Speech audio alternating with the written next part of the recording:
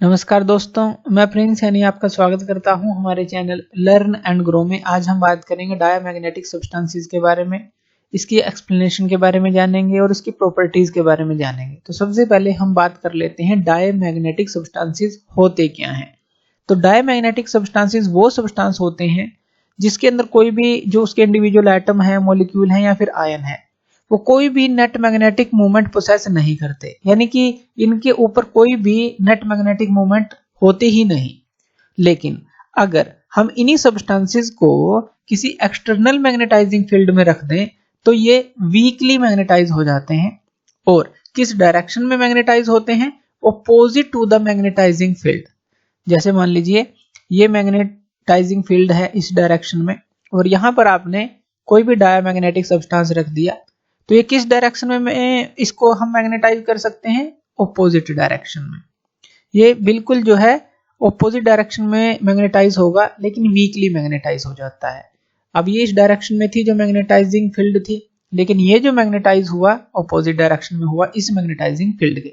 इसकी प्रॉपर्टी होती है एक तरह की। तो चलिए इसके एक्सप्लेनेशन के बारे में जान लेते हैं। तो इसकी जो एक्सप्लेनेशन है हम बिल्कुल बेसिक से जानेंगे। हमें पता है, अब देखिए जो एटम होता है, एटम हमारा एक तो न्यूक्लियस का बना होता है। न्यूक्लियस के अंदर हमारे प्रोटॉन और न्यूट्रॉन होते हैं, ये हमें पता है। और इसके चारों तरफ सर्टेन ऑर्बिट्स होती हैं जिनके अंदर इलेक्ट्रॉन्स रिवॉल्व करते हैं। तो यहां पर हम मान लेते हैं कि कोई इलेक्ट्रॉन रिवॉल्व कर रहा है। तो जैसे कि ये एंटी क्लॉकवाइज डायरेक्शन में हमने दिखाया कि ये रिवॉल्व कर रहा है। अब इलेक्ट्रॉन क्या होता है? एक तरह का चार्ज होता है। अगर ये रिवॉल्व कर रहा है तो ये मूविंग चार्ज हो गया। मूविंग चार्ज के कारण से क्या होता है? इलेक्ट्रिक करंट प्रोड्यूस होता है। तो इलेक्ट्रिक करंट होगा किस डायरेक्शन में प्रोड्यूस? बिल्कुल इसकी अपोजिट डायरेक्शन में। तो यहां पर देखिए जो इलेक्ट्रॉन है वो इस डायरेक्शन में मूव कर रहा है एंटी क्लॉकवाइज, लेकिन जो करंट होगा ये क्लॉकवाइज डायरेक्शन में होगा। यही होता है कि जिस डायरेक्शन में इलेक्ट्रॉन मूव करता है बिल्कुल उसकी अपोजिट डायरेक्शन करंट की होती है। तो ये जो है इस तरह से हम एक करंट लूप को दिखा सकते हैं, यानी कि मूविंग चार्ज जो है वो करंट को प्रोड्यूस करता है। अगर ये करंट लूप बनाता है तो इसका मतलब क्या है? ये जो है कुछ मैग्नेटिक डाइपोल मोमेंट को भी पैदा करेगा, जिसको हम ऑर्बिटल मैग्नेटिक डाइपोल मोमेंट बोलेंगे। तो वो होती है हमारे पास, उसको हम डिनोट करते हैं ML से। तो ML से डिनोट कर देते हैं जो ऑर्बिटल मैग्नेटिक डाइपोल मोमेंट है। और ये क्या होता है? जो करंट है और जो एरिया ऑफ द लूप है, तो इसके बराबर होता है current into area of the loop, area of जो लूप का है, तो इसके बराबर होगा। अब यहां पर देखिए हमने सिर्फ इलेक्ट्रॉन की ये एंटी क्लॉकवाइज डायरेक्शन देखी जिसके कारण से करंट प्रोड्यूस हुआ और मैग्नेटिक डाइपोल मोमेंट प्रोड्यूस हुई करंट के कारण से। अब यहां पर जो इलेक्ट्रॉन होता है ये जो है ऑर्बिटल मोशन तो लेता ही है, लेकिन ये अपने एक्सिस पर भी स्पिन करता है। जैसे जो इसका खुद का एक्सिस है, जैसे अर्थ है, अर्थ जो है ऑर्बिटल मोशन तो लेती ही है, लेकिन वो अपने एक्सिस पर भी रिवॉल्व करती है। तो इसका मतलब क्या है कि खुद के एक्सिस पर रिवॉल्व करने के कारण से यहां पर एक और हमारे पास मैग्नेटिक मूवमेंट पैदा होती है जिसको हम स्पिन मैग्नेटिक मूवमेंट बोलते हैं। ये तो ऑर्बिटल मैग्नेटिक मूवमेंट थी, तो एक हम लिख देंगे स्पिन मैग्नेटिक मूवमेंट MS, यानी कि अपने ही एक्सिस पर रिवॉल्व होने के कारण मैग्नेटिक मूवमेंट का पैदा होना। तो ये हो गई हमारी स्पिन मैग्नेटिक मूवमेंट, हम इसको बोल देते हैं। अब अगर हम नेट जो मैग्नेटिक डाइपोल मूवमेंट है उसकी बात करें, M की बात करें, तो वो क्या होगी? वो इन दोनों का सम होगा, ML प्लस MS, इन दोनों का सम होना चाहिए अगर नेट डाइपोल मैग्नेटिक मूवमेंट की बात करें।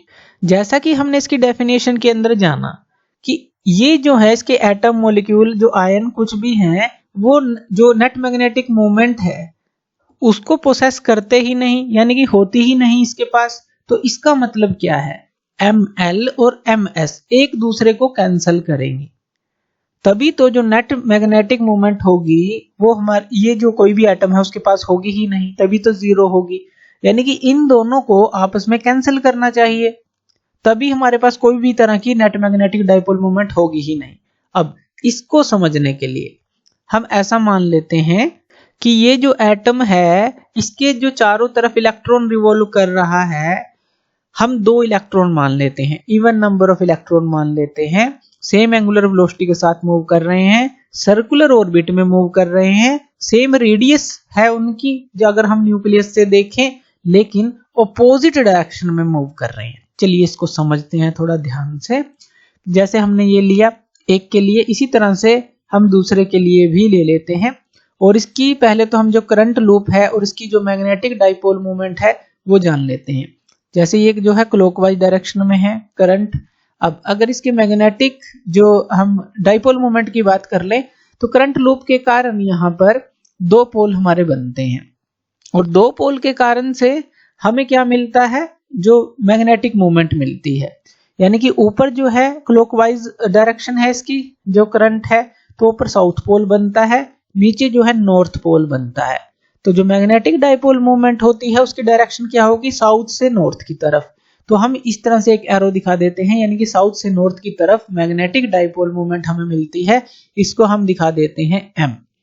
ये तो हमने बात की एक इलेक्ट्रॉन के केस में। जैसा कि हमने इसको समझा कि किस तरह से कैंसिल आउट होंगी, तो हम इसको 2 इलेक्ट्रॉन मान रहे हैं कि एक तो एंटी क्लॉकवाइज डायरेक्शन में मूव कर रहा है और एक जो है क्लॉकवाइज डायरेक्शन में मूव कर रहा है, जैसे एंटी क्लॉकवाइज में और ये क्लॉकवाइज में मूव कर रहा है।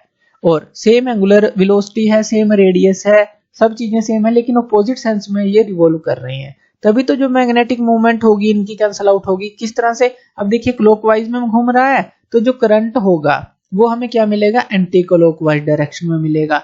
अब इस लूप को जब हम देखेंगे तो यहाँ पर हमें ये देखिए एंटी क्लॉकवाइज डायरेक्शन में, ये जो क्लॉकवाइज में था और ये एंटी क्लॉकवाइज में है, तो यहाँ पर भी हमें साउथ पोल और नॉर्थ पोल मिलेंगे। लेकिन मैग्नेटिक मोमेंट जो होगी बिल्कुल उल्टी मिलेगी, क्योंकि साउथ पोल अब नीचे मिलेगा और नॉर्थ पोल ऊपर मिलेगा।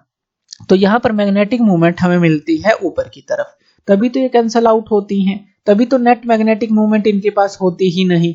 तो इस तरह से हम इसको समझ लेते हैं कि कोई भी एटम है वो 2 इलेक्ट्रॉन्स के अंदर रिवॉल्व करते हैं और ऑपोजिट सेंस में रिवॉल्व करते हैं। बाकी सारी चीजें उनकी एंगुलर जो स्पीड है, रेडियस है, सब कुछ सेम होती है। तो ये होता है। अब ये तो था जब हमने इनको मैग्नेटिक फील्ड में नहीं रखा हुआ, जैसे कोई भी डायमैग्नेटिक सब्सटेंस हमने लिया और देखा, तो इस तरह से हमने उसकी थ्योरी को समझा कि इनके पास नेट मैग्नेटिक मोमेंट होगी ही नहीं। लेकिन अगर हम इनको नेट मैग्नेटिक फील्ड में रख देते हैं, कोई एक्सटर्नल मैग्नेटिक फील्ड में रख देते हैं, तो यहां पर हम एक फिगर ले लेते हैं जहां पर हमने मैग्नेटिक फील्ड को अप्लाई किया है और वो अप्लाई किया है बिल्कुल परपेंडिकुलर टू द प्लेन जिसमें ये इलेक्ट्रॉन रोटेट कर रहा है, रिवॉल्व कर रहा है। मैग्नेटिक मोमेंट है इस तरफ, जैसा कि हमने देखा था, इसके लिए जो मैग्नेटिक मोमेंट है इस तरफ है। अब देखिए यहाँ पर ये एंटी क्लॉकवाइज डायरेक्शन में इलेक्ट्रॉन रिवॉल्व कर रहा है, तो इसकी वेलोसिटी जो होगी वो इस तरफ होगी। तो इसकी वेलोसिटी को हम इस तरफ ले लेते हैं और इसकी इस तरफ होगी, तो इसकी इस तरफ होगी वेलोसिटी, इसकी इस तरफ होगी, क्योंकि ये क्लॉकवाइज डायरेक्शन में रोटेट कर रहा है। अब अगर हम फोर्स की डायरेक्शन को निकालें, जो लोरेंट्ज़ फोर्स है, तो राइट हैंड स्क्रू रूल का यूज करेंगे और इसके लिए निकालेंगे तो जो फोर्स की डायरेक्शन मिलेगी वो हमें अपवर्ड की तरफ मिलेगी। तो ये आ जाएगी लोरेंट्ज़ फोर्स की डायरेक्शन इस केस के लिए, और इस केस के लिए निकालेंगे तो वो हमें मिलेगी इनवर्ड की तरफ। अब ये देखिए, क्योंकि ये क्यों मिला है, क्योंकि ये इसकी मैग्नेटिक जो मूवमेंट है इस तरफ है, इसकी इस तरफ है।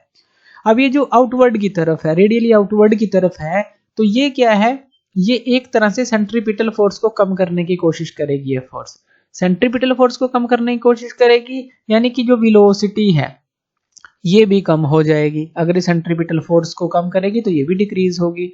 अगर ये डिक्रीज होगी तो जो करंट की स्ट्रेंथ है, जो करंट लूप बन रही थी इसके कारण से, वो भी कम होगी।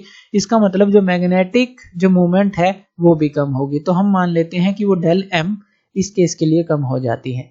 इसी तरह से बिल्कुल अपोजिट इसके यहाँ पर क्या होगा, ये जो फोर्स है इस सेंट्रीपिटल फोर्स को इंक्रीज करने की कोशिश करेगी। सेंट्रीपिटल फोर्स यानी कि जो सेंटर की तरफ लग रही है, अगर इसको इंक्रीज करने की कोशिश करेगी तो वेलोसिटी भी इंक्रीज होगी। तो यहाँ पर जो वेलोसिटी है वो डिक्रीज हुई थी, हम मान लेते हैं वो डेल वी डिक्रीज हुई थी। इसी तरह से यहाँ पर जो वेलोसिटी है वो इंक्रीज होगी, वो डेल वी इंक्रीज मान लेते हैं। तो अगर ये वेलोसिटी इंक्रीज होगी तो जो मैग्नेटिक डाइपोल मूवमेंट है वो भी तो हमारी इंक्रीज होगी, क्योंकि जो करंट लूप की स्ट्रेंथ है वो भी बढ़ेगी। तो इस तरह से, क्योंकि चार्ज की मूवमेंट बढ़ रही है, तो इस तरह से देखिए यहाँ पर जो मैग्नेटिक मूवमेंट है वो इंक्रीज हमें मिलती है। अगर हम यहाँ पर वेक्टर एडिशन लेते हैं इन दोनों मैग्नेटिक मोमेंट्स का, तो वो हमें नेट जो डाइपोल मैग्नेटिक मोमेंट मिलेगी वो हमें मिलती है 2 del m। तो ये हमें मिलती है नेट डाइपोल मोमेंट, इतनी मिलती है अगर हम वेक्टर एडिशन लेते हैं। और ये क्या होगी, बिल्कुल अपोजिट होगी जो भी हमने एक्सटर्नल फील्ड भी अप्लाई की है। तो अगर हमने जो परपेंडिकुलर इसके ली है तो वो बिल्कुल उसके अपोजिट होगी। तो ये जो नेट डाइपोल मोमेंट होगी ये हमने स्टार्टिंग में ही पढ़ लिया था। अब ये जो नेट डाइपोल मैग्नेटिक मोमेंट होती है ये हमारी डेवलप होती है, तो इसको क्या नाम देते हैं हम, इंड्यूस्ड मैग्नेटिक मोमेंट। इसको हम नाम देते हैं इंड्यूस्ड मैग्नेटिक मोमेंट। तो ये भी याद रखना है कि ये इंड्यूस होगी, तो इसलिए इसको इंड्यूस्ड मैग्नेटिक मोमेंट नाम दिया। तो यही चीज जो है हमने स्टार्टिंग में डेफिनेशन में पढ़ी थी कि डायमैग्नेटिक सब्सटेंस के अंदर ये जो इंड्यूस मैग्नेटिक मोमेंट होती है ये बिल्कुल जो हमने ये ली है बिल्कुल अपोजिट होती है जो हमने अप्लाइड किया है एक्सटर्नल मैग्नेटिक फील्ड। यहाँ पर एक और चीज निकल कर आती है, जो इंड्यूस्ड मैग्नेटिक मूवमेंट होती है एटम्स में वो थर्मल मोशन से, जो एटम के थर्मल मोशन है उनसे अफेक्ट नहीं होती। तो इसलिए जो मैग्नेटिक ससेप्टिबिलिटी है इस तरह के मटेरियल की वो भी जो है टेम्परेचर पर डिपेंड नहीं करती, यह भी प्रॉपर्टीज में पढ़ेंगे। तो ये एक्सप्लेनेशन आपके समझ आया कि नेट डाइपोल मैग्नेटिक जो मूवमेंट बनेगी वो बिल्कुल अपोज करेगी जो एक्सटर्नल मैग्नेटिक फील्ड का होगा। तो प्रॉपर्टीज, फर्स्ट प्रॉपर्टी ले लेते हैं, when suspended in a uniform magnetic field. अगर हम क्या करें, एक डायमैग्नेटिक सब्सटेंस को ले लें और उसको फ्रीली सस्पेंडेड कर दें यूनिफॉर्म मैग्नेटिक फील्ड में, तो जो उनका लॉन्गेस्ट एक्सिस है वो राइट एंगल पे रहता है डायरेक्शन ऑफ द फील्ड के, क्योंकि जैसा कि हमने देखा कि वो अपोज करती हैं उसका। तो जैसे मान लीजिए यहाँ पर आप एक नॉर्थ पोल ले लेते हैं और एक साउथ पोल ले लेते हैं और इनके बीचों बीच आप एक डायमैग्नेटिक सब्सटेंस की रोड को लटका देते हैं, तो ये जो है अपने आप को इस तरह से अलाइन कर लेगी, यानी कि ये जो इसका लॉन्गेस्ट एक्सिस है ये बिल्कुल इस फील्ड के राइट एंगल होगा, 90 डिग्री पर होगा, या कहें कि जो शॉर्टेस्ट एक्सिस है वो इसके अलोंग होगा फील्ड के। तो ऐसा कह सकते हैं। तो पहली प्रॉपर्टी तो ये रहती है इसकी। दूसरी property, when placed in a non uniform magnetic field. अब पहले हमने बात की थी यूनिफॉर्म मैग्नेटिक फील्ड में, अगर हम नॉन यूनिफॉर्म मैग्नेटिक फील्ड में उसको रख दें तो ये जो सब्सटेंस होते हैं इनकी टेंडेंसी क्या होती है, ये स्ट्रोंगर पार्ट से, जहां पर जो फील्ड स्ट्रोंग होगा, वीकर पार्ट की तरफ मूव कर जाते हैं। जैसे मान लीजिए एक आपने इस तरह वाच ग्लास ले लिया और उसके अंदर पीस कर आपने डायमैग्नेटिक सब्सटेंस को डाल दिया या लिक्विड बनाकर डाल दिया, किसी तरह से भी एक पाउडर फॉर्म ले लिया, लिक्विड फॉर्म ले ली। अब आप अगर नॉर्थ और साउथ पोल ले लेते हैं किसी भी मैग्नेट के, ये नॉर्थ पोल हो गया, ये साउथ पोल हो गया। अब देखिए यहाँ पर नॉर्थ और जो साउथ जो है पास पास आएंगे, तो यहाँ पर सबसे ज्यादा स्ट्रेंथ कहां पर होगी, बीचों बीच होगी, क्योंकि जितना आप इनको पास लाएंगे यहाँ पर उतनी ही ज्यादा मैग्नेटिक फील्ड लाइंस यहाँ पर इंटरेक्ट करेंगी, एक दूसरे को अट्रैक्ट करेंगे, तो यहाँ पर स्ट्रोंग होगी। अब स्ट्रोंग होने के कारण से क्या होगा, जो डायमैग्नेटिक सब्सटेंस है स्ट्रोंगर फील्ड से वीकर फील्ड की तरफ चला जाएगा। तो बीच में यहाँ पर स्ट्रोंगर फील्ड था, वीकर फील्ड की तरफ चला गया, यानी कि इन पोल्स की तरफ चला गया। अब अगर आप इन डिस्टेंसेस को बढ़ाना स्टार्ट कर दें, ये जो गैप है इसको इंक्रीज करना स्टार्ट कर दें इस गैप को, तो क्या होगा, बीच में जो मैग्नेटिक जो स्ट्रेंथ रहेगी वो कम हो जाएगी। स्ट्रोंगर जो फील्ड है उसकी जो स्ट्रेंथ है बीच में थी यहाँ पर, अब कम होना स्टार्ट हो जाएगी। जैसे ही आपने गैप को बढ़ाया तो यहाँ पर ये रिवर्स प्रोसेस आपको देखने को मिलेगी इस तरह से, यानी कि बीच में अब ये यहाँ पर जो है हमारा स्ट्रोंग हो गया, बीच में वीक हो गया, तो वहां पर ये मूव करना स्टार्ट कर देगा। तो इस केस के अंदर क्या था कि बीच से इसने इस तरफ मूव करना स्टार्ट किया था, इस केस में क्या है, इस तरफ से इस तरफ मूव करना स्टार्ट किया, यानी कि आप देख सकते हैं स्ट्रोंगर फील्ड पहले यहाँ था, अब जो स्ट्रोंगर फील्ड है वो इन जो कॉर्नर पे है और बीच में जो है वीकर फील्ड है, तो वीकर की तरफ ये मूव करना स्टार्ट कर देते हैं। तो एक प्रॉपर्टी ये भी यहाँ पर निकल कर आती है। Next property, the level of diamagnetic liquid. अब डायमैग्नेटिक लिक्विड आपने ले लिया, एक यू शेप की ट्यूब है आपके पास, तो जैसे ही आप जो है उसके दोनों तरफ कोई भी एक साइड ले लें, जैसे मान लीजिए यहाँ पर ये यू शेप की ट्यूब ले ली और यहाँ पर आपने डायमैग्नेटिक लिक्विड ले लिया, एक साइड पर आपने मैग्नेटिक फील्ड को अप्लाई कर दिया। अब ये दोनों पोल के बीच में है जो स्ट्रॉन्ग मैग्नेट है। अब क्या होगा, हमें पता है ये स्ट्रॉन्ग से वीकर की तरफ मूव करने की कोशिश करेंगे, तो यहाँ पर आपको डिप्रेशन देखने को मिलेगा इस लिक्विड का, यहाँ से नीचे की तरफ मूव करेगा, यहाँ से राइज कर जाएगा। तो ये भी जो है चेक कर सकते हैं, ये भी एक प्रॉपर्टी है। यानी कि यहां से हमें क्या समझ आता है कि जैसे जो मैग्नेट है वो आयरन की तरह की चीजों को अपनी तरफ अट्रैक्ट करता है, लेकिन जो डायमैग्नेटिक सब्सटेंस है इनको ये रिपेल करता है, तभी तो ये इससे दूर जाने की कोशिश करता है, तो ये इसको रिपेल करता है। तो ये यहां से भी प्रॉपर्टी से हमें समझ आ जाता है। अब बात करते हैं नेक्स्ट प्रॉपर्टी की। अगर हम कोई भी स्पेसिमेन लें डायमैग्नेटिक मटेरियल का और उसको प्लेस करें मैग्नेटाइजिंग फील्ड के अंदर, जो मैग्नेटाइजिंग फील्ड हम अप्लाई करेंगे, जैसे मान लीजिए यहाँ पर एक नॉर्थ पोल और एक साउथ पोल आपने ले लिया, और यहाँ पर जो मैग्नेटिक फील्ड लाइन है वो नॉर्थ से साउथ की तरफ जाएंगी। अगर बीच में आप एक स्पेसिमेन ले लें जो डायमैग्नेटिक सब्सटेंस है उसका, तो जो मैग्नेटिक लाइंस हैं वो इससे प्रेफर नहीं करेंगी पास होना, या कहें कि बहुत ही कम जो है वो यहाँ से पास होना चाहेंगे। तो ये नॉर्थ पोल था, ये साउथ पोल था, नॉर्थ से साउथ जो है ये लाइंस जाएंगी, तो ये जो है हमारी एयर से यानी कि इसके आसपास से होकर गुजरने की कोशिश करेंगी जो फ्री स्पेस है। यहाँ पर हम मान लेते हैं इसको बी नोट, जो ये बाहर से मूव कर रहा है, जो ये मैग्नेटिक फील्ड है, और इसके अंदर जो प्रोड्यूस होगा, क्योंकि मैग्नेटाइज तो होगा ये थोड़ा बहुत, लेकिन ये अपोजिट साइड में मैग्नेटाइज होगा, ये भी हमें पता है, और वो हम मान लेते हैं बी जो है ये होगा। अब यहाँ पर देखिए जो बी है, अगर हम बी को देखें वो काफी छोटा है बी नोट से, क्योंकि काफी कम मैग्नेटिक फील्ड है इसके अंदर, क्योंकि काफी कम जो है मैग्नेटाइज होगा। ये हमने पहले भी देखा था कि अगर हम एक्सटर्नल मैग्नेटिक फील्ड में इसको रखेंगे तो एक वीकली मैग्नेटाइज ये होता है।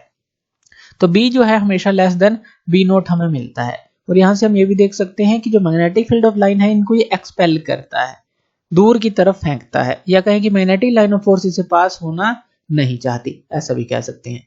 अब ये चीज जो है ये भी एक प्रॉपर्टीज के अंदर आ जाती है, और हमें यहाँ पर देखने को मिलता है एक्सपेल जो मैग्नेटिक फील्ड लाइंस का है, या रिपल्शन देखने को मिलता है डायमैग्नेटिक सब्सटेंस से, और अपोजिट साइड में इसके अंदर हमें जो मैग्नेटिक फील्ड मिलता है कि जो मैग्नेटाइज होता है ये डायमैग्नेटिक सब्सटेंस। अब यहाँ पर अगर हम ससेप्टिबिलिटी की बात करें, जो ससेप्टिबिलिटी होती है डायमैग्नेटिक सब्सटेंस की, उसकी स्मॉल नेगेटिव वैल्यू होती है।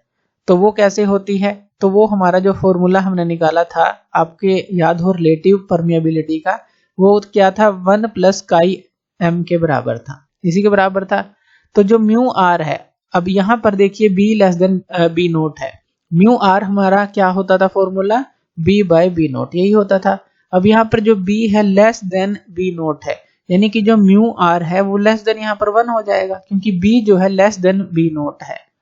तो यहाँ पर म्यू आर लेस देन 1 हो जाता है, यानी कि ये जो है काफी बड़ा है, ये काफी छोटा है, तो म्यू आर लेस देन 1 हो गया।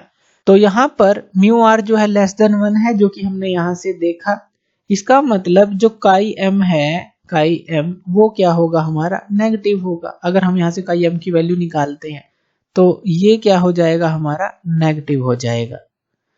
तो इस तरह से हम देख सकते हैं कि जो ससेप्टिबिलिटी है डायमैग्नेटिक सब्सटेंस की, उसके पास स्मॉल नेगेटिव वैल्यू होती है। तो ये क्लियर है। उसके बाद अगर हम बात करें जो ससेप्टिबिलिटी है डायमैग्नेटिक सब्सटेंस की, वो चेंज नहीं होती टेम्परेचर के साथ। जैसा कि हमने देखा था, जो हमने जब नेट डाइपोल मैग्नेटिक मोमेंट निकाली थी तो वहां पर देखा था टेम्परेचर का कोई फर्क ही नहीं पड़ता, क्योंकि टेम्परेचर इंक्रीज होगा तो एटम की मूवमेंट भी तो इंक्रीज होगी, अगर ये डिक्रीज होगा तो एटम की मूवमेंट भी तो डिक्रीज होगी, जो एटम के आसपास जो है इलेक्ट्रॉन रिवॉल्व कर रहे हैं उनके।